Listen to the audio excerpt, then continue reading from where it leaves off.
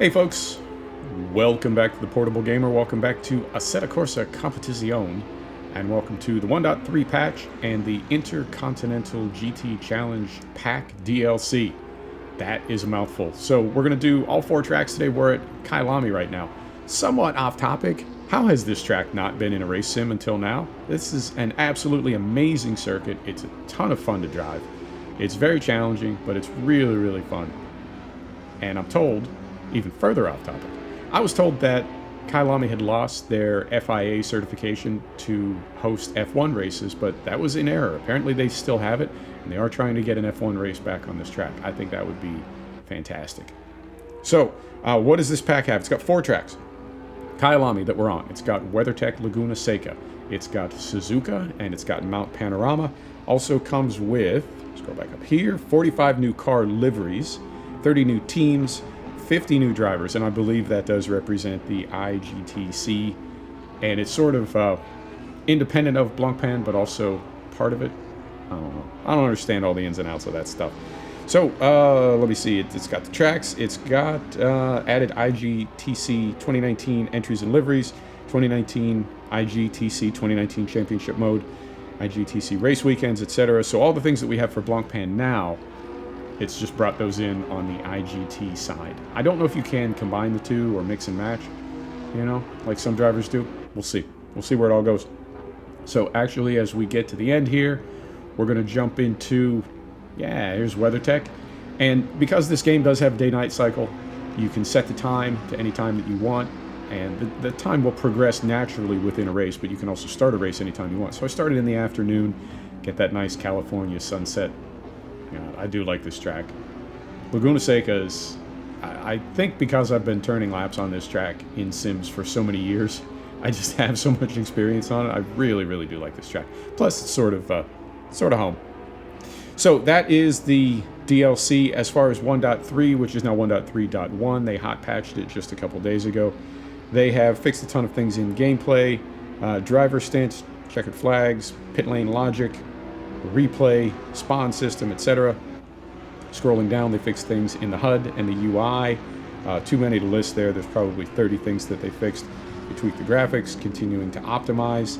They have adjusted the physics, and they're continuing to dial in the BOP. And let me see, probably another 30 or 40 entries there. In the audio, they have improved the green flag message timing. There are new crew chief and spotter messages. And then further down, they've done things in multiplayer, which, unfortunately, I haven't spent any time in this sim in multiplayer yet. I get my multiplayer fix from iRacing, but I'm told that it's quite good, and I would like to give it a try at some point. So, yep, I think that's just about all the way down to the bottom. And then there's some adjustments to ratings, and we're on Suzuka now. And again, I set the race for evening, and it is cloudy, and it's just kind of spitting rain. It's not raining proper, it's just barely raining, and that's another very subtle kind of feature that I really appreciate about this sim is when you set the weather, it doesn't just begin raining.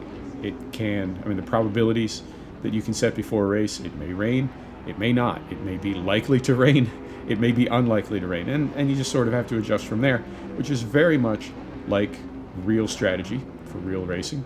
Do you want to stay out on those slicks after it gets wet, or do you want to come in and put on wets, and it doesn't rain, and you burn up your tires in a few laps? All those choices, all those decisions you have to make in this sim as well. And it looks great at night, I think. Looks great, plays fast, no issues whatsoever. So yeah, that's all the stuff from 1.3 and the DLC. And then a couple things I can tell you that are not related to those. You can see for once we are not in the AMG GT3, we're in the Nissan Gtr. All the cars in this game are so good, and like they were saying about BOP, it's so tricky to balance that, because if you make all the cars identical, it's kind of boring racing. It's procession racing, and who cares what car you drive? You just drive the car you like. If it goes the other way and there is one car that is OP, that's no fun either, because everybody just wants to drive that car. And then you have the, it's the 911 Cup or the Ferrari Classic or whatever. Everybody's driving only those and nothing else, and that's not much fun either. So the way that they try to balance it, that every car has strengths and weaknesses, and when it all sort of rinses out, they all have similar lap times, but it depends on your driving style and how well you can drive that car as to how well you can do in a race. So I think that's a very challenging thing for developers to deal with, and I think Kunos and 505 are doing a great job of it. Really, this whole game, since the 1.0.7 patch, for me, that's when it turned the corner, and since then, it's just been getting better and better. Currently, my favorite GT3 or sports car race game, I have to say, of all time. It's that good. And then this last track is Bathurst Mount Panorama. This track is my nemesis. It's a fantastic track. It's amazing. How do I want to say this? The track itself is great. But to me, it is so representative of the Australian character. This track is ridiculous in a good way. It's ridiculous. And it just makes me think that it's like all of Australia, it seems like the entire culture is just driven forward by dares. I dare you. I dare you to make a track that is twisty like Monaco, but wrapped around a mountain, and then with 270 mile an hour straightaways. Yeah, let's make that. I have never been able to. I cannot get a handle on this track. The timing of it, all of it is just, it is beyond me. I do my best, but you'll see I'm the cork in the bottle here at several places. Now, the nice thing is, through these twisties, it's okay to be the cork in the bottle because there's no place for anybody to pass you. You can, you can hold up traffic all you want. Nobody's getting around you. So, yeah. And what's the last thing? Oh, the last thing is the liveries. We do have a livery editor in Assetto Corsa Competizione now, but you can see our car is pretty much blank. You can pick a sponsor. It only shows up on the top of the rear wing. I haven't seen this confirmed anywhere, but my suspicion is the reason they did it that way is so it doesn't turn into a free-for-all like Trading Paints has on iRacing.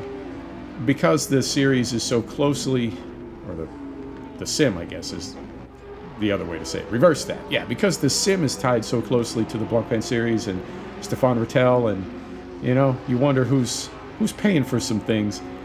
I feel like the game is trying to remain very authentic to and very respectful of the real-life series.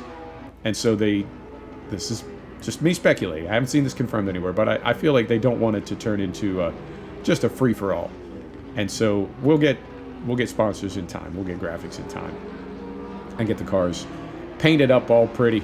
But that's it. That's all I got. That's all 4 tracks. This is the Intercontinental GT Pack DLC and the 1.3 patch, 1.3.1 patch. Folks, thanks for stopping back to check out the Portable Gamer. Thanks for joining us for another episode of Assetto Corsa Competizione. See you next time. Take care.